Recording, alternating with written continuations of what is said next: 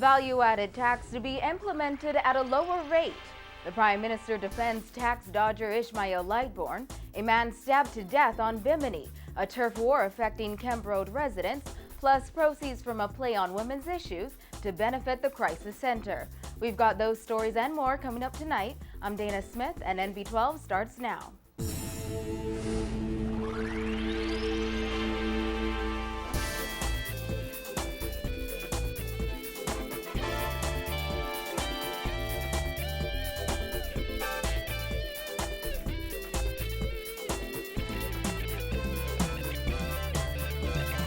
Topping news tonight, months before the proposed implementation of value-added tax, Prime Minister Perry Christie revealed in the House of Assembly last night that it will be introduced at a rate lower than 15%, and even suggested that it may not happen on July 1st as expected. This news comes as members of the business community continue to call for the government to introduce VAT at a lower rate or choose an alternative form of taxation. Bonnie Toot reports.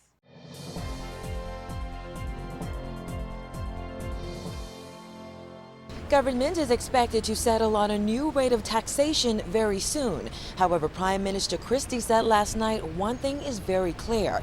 Value-added tax will not be introduced at a rate as high as 15% as expected. He made the announcement here at the House of Assembly as he wrapped up the mid-year budget debate.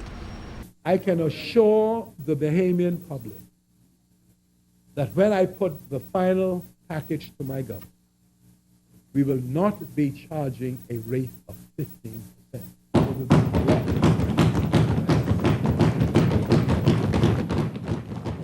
The government initially said VAT would be introduced on July 1st. However, Christie hinted that the new tax regime would not be implemented on that date as originally stated. He says he has a figure in his head already, but he wants to be fair to groups like the Coalition for Responsible Taxation, which he says have conducted expensive VAT studies. Mr. Speaker, I expect to settle the rate in the very near future. I expect to settle a final list of exemptions, and I expect to settle, Mr. Speaker, a proper date for the introduction. I don't need people to I guess you got to sell newspapers. But the point is, Mr. Speaker, all of that will be settled. And everybody will have time. There'll be no problem. Christie said the government is waiting on the completion of dialogue with the private sector and the general public as it relates to VAT and the question of whether the government is absolutely convinced that there really is no viable alternative to VAT. In this regard, the government has facilitated the engagement of consultants by the private sector to thoroughly study the matter, and only when this and the resulting dialogue have been completed will we make a final commitment. In this sense, therefore, although the proverbial door is closing, it is still open at the moment. My government, therefore, welcomes further input from the private sector, from colleagues in Parliament, from colleagues on my side, colleagues on their side, and the public generally, so that we can seriously consider alternatives to VAT and, if need be, change course accordingly. Let us come. I've shown you what we're doing. I tell you, we need to get it right, Mr. Speaker.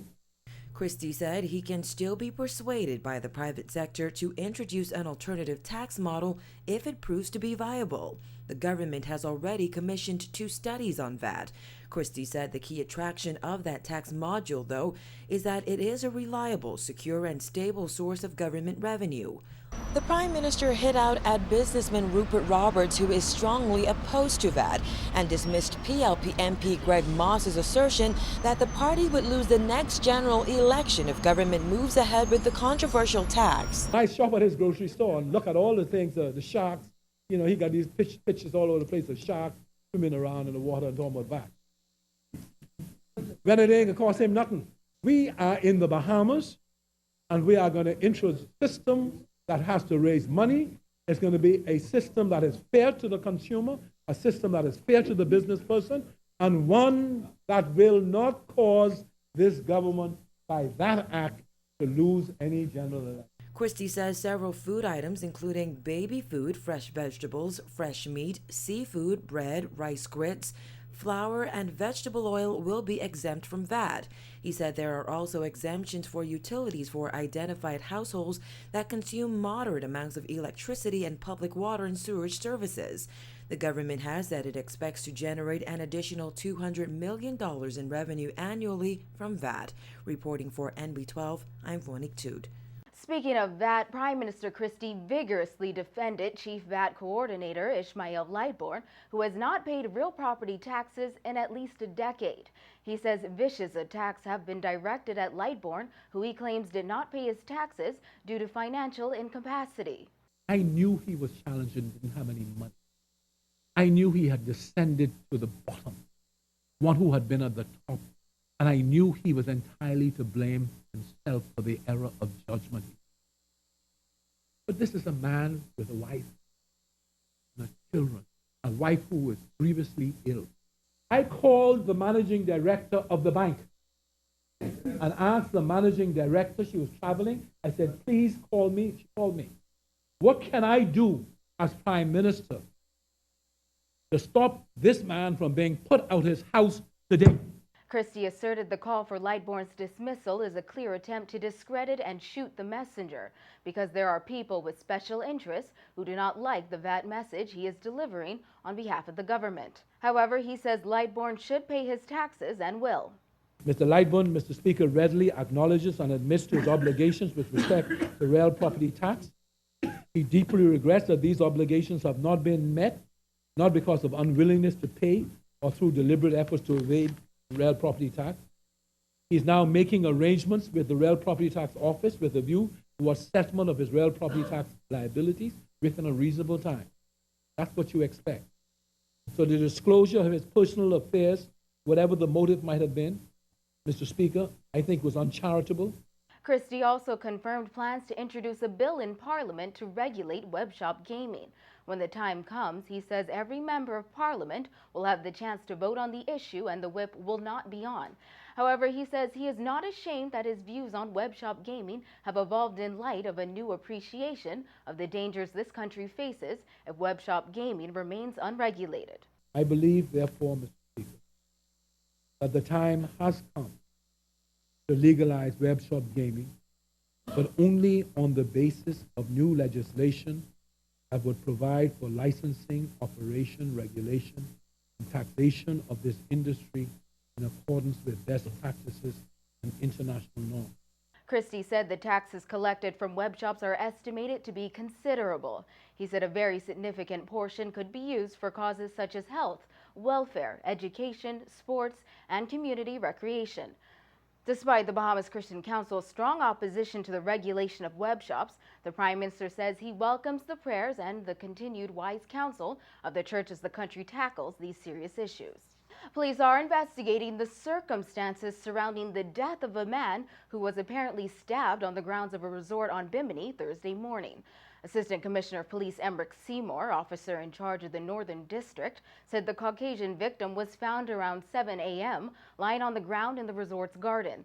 It is unclear if the victim was visiting the resort or a hotel guest. Seymour said police were questioning 4 Caucasian men in connection with the incident.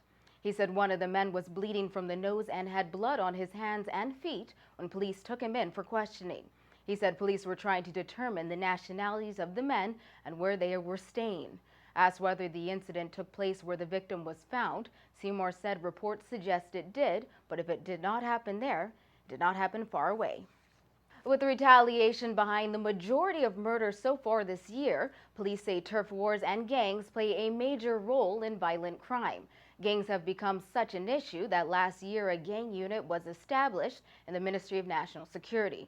During a walkabout in Kemp Road today, community activists and police acknowledged the area has a serious issue with gangs.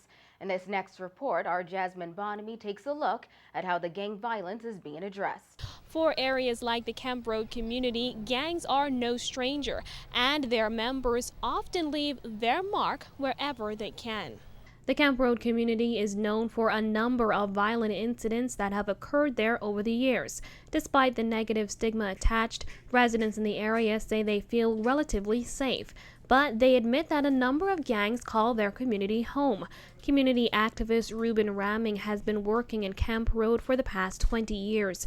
Ramming says despite it being a tight-knit community, there are imaginary boundaries that separate one gang's turf from another. Once you would have crossed certain streets, like the traffic light down there, you reach into another social zone, which is tied to the gang activities in these areas. People will traverse these areas and they just see streets and traffic lights, but they don't see the social and imaginary boundaries that these children have to traverse to get to and from home.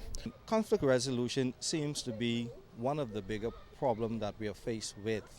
Center Manager for Urban Renewal Camp Road, Inspector Kendall Smith, confirmed that one of the major challenges is gang-related turf wars. We have seen a change in our community.